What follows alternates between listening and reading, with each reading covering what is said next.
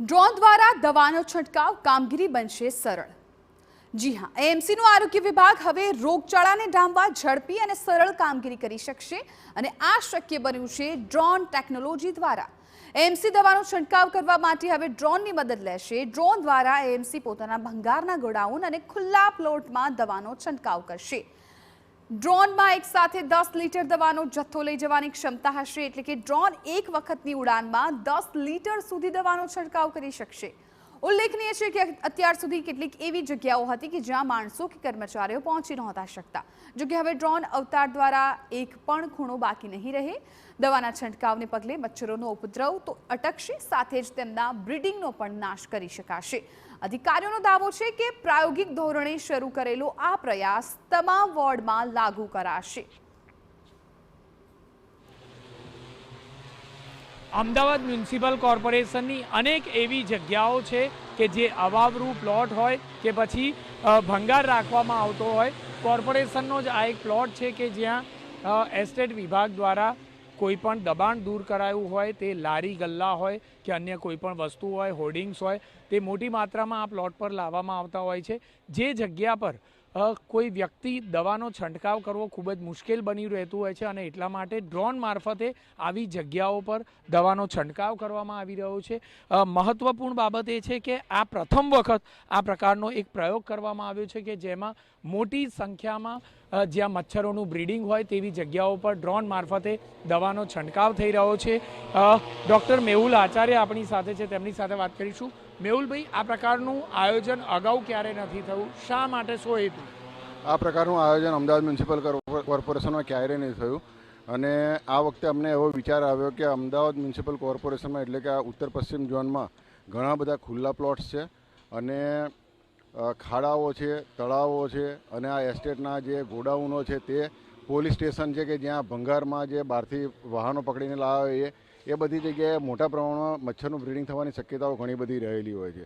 તે જગ્યાએ માનવ એટલે કે હ્યુમન માણસો ત્યાં જઈ નથી શકતા અને ત્યાં આગળ ના જવાથી ત્યાં દવાનો છંટકાવ થઈ શકતો નથી। એટલે આ વખતે અમે સ્પેશિયલી ડ્રોનથી દવા છંટકાવનો એક પ્રથમવાર પ્રયાસ કર્યો છે અને તે ખૂબ જ સક્સેસફુલ રહ્યો હોય તેવું અમને લાગી રહ્યું છે।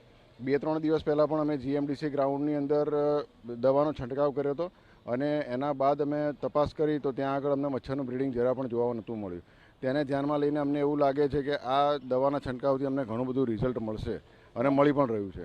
કેટલા લીટર જે દવા છે તે સ્ટોરેજ થઈ શકે છે અને તેનો છંટકાવ થઈ શકે છે? આ ડ્રોનની અંદર 10 લીટર દવાનો સ્ટોરેજ થઈ શકશે અને 10 લીટર દવાનો છંટકાવ થઈ શકે એક જ વખતમાં અને જ્યારે પૂરો થાય ત્યારે ફરીવાર ડ્રોન નીચે ઉતારીને ફરીવાર અમે એમાં દવા ભરી શકીએ છીએ।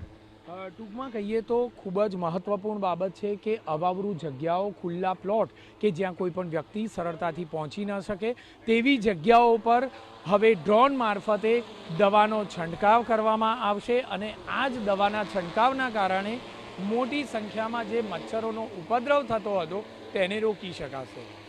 કેમેરામેન દીપક સેન સાથે જિગ્નેશ પટેલ, TV9 અમદાવાદ। ઉલ્લેખનીય છે કે કોર્પોરેશનના એસ્ટેટ વિભાગના એવા અનેક પ્લોટ છે કે જ્યાં દબાણો દૂર કરીને જપ્ત કરાયેલા વાહનો, લારીઓ સહિતનો મુદ્દામાલ મૂકી રાખવામાં આવતો હોય છે અને આવા સ્થળો મચ્છરોના ઉત્પત્તિનું કારણ બનતા હોય છે। ત્યારે ડ્રોન ટેકનોલોજી દ્વારા હવે સરળતાથી અને સટીક કામગીરી કરવામાં મદદ મળશે। અમદાવાદ મ્યુનિસિપલ કોર્પોરેશન દ્વારા દવાનો છંટકાવ કરવા માટે એક નવતર પ્રયોગ કરવામાં આવ્યો છે। અવાવરૂ જગ્યા હોય, ખુલ્લા પ્લોટ હોય કે જ્યાં કોઈ પણ વ્યક્તિ જઈને દવાનો છંટકાવ ન કરી શકે ત્યાં ડ્રોન મારફતે દવાનો છંટકાવ કરવા માટેનું આયોજન કરવામાં આવ્યું છે।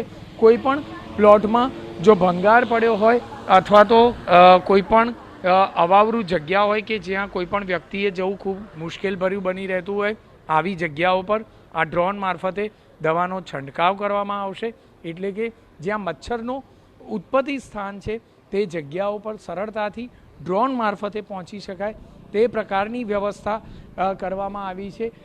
ડ્રોન મદદથી કઈ કઈ જગ્યાઓ પર પાણી ભરાયેલા છે તે પણ સરળતાથી જોઈ શકાશે અને તેની સામે કાર્યવાહી કરવા માટેની પણ જોગવાઈ કરાઈ છે।